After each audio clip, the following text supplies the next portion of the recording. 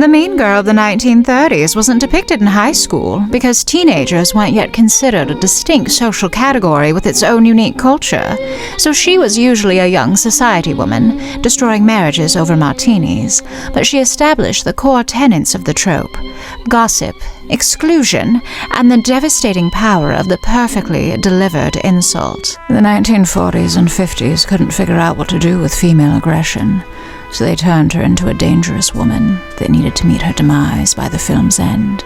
The femme fatale was inspired by anxieties over women's post-World War II independence. The mean girl begins discovering her teenage identity during the fall of the Hays Code, the 1960 summer of love, and the class anxiety over privileged youth with access to everything, except moral guidance and purpose.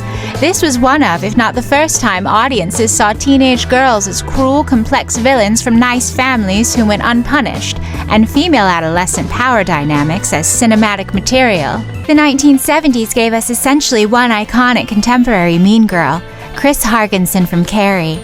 She moved meanness from beach to high school, made teenage girl cruelty genuinely frightening because she showed raw cruelty without subtlety or disguise, and reflected the era's belief that everything was corrupt, including teenage girls. The mean girl prototype as we know it today was born and largely created due to society's anxiety over female ambition in the workplace, materialism as identity, power dynamics, and growing wealth inequality, which resulted in a teenage girl whose every word was calculated annihilation. She had a corporate coldness, quotable cruelty, and a flat delivery in the face of horrific behavior.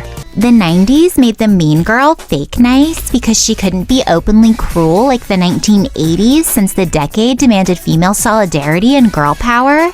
Competition was disguised as sisterhood, and mean girls had to hide their aggression behind fake support, which really gave them plausible deniability as they gaslit their victims while speaking in uptalk. Girls really could have it all because they could simply take everything from other girls. 2000's mean girl reflected new anxieties about social media, control, and surveillance.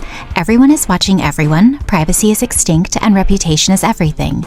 This is when we really see strategic code switching by using high, breathy, helpless voices with boys, normal, authoritative, casual voices with friends, and cold, clear, final voices with enemies. This is when the mean girl started engaging in therapy speak to be cruel when she used boundary setting as exclusion, referenced mental health terms to dismiss pain, and labeled every behavior that didn't serve her as toxic.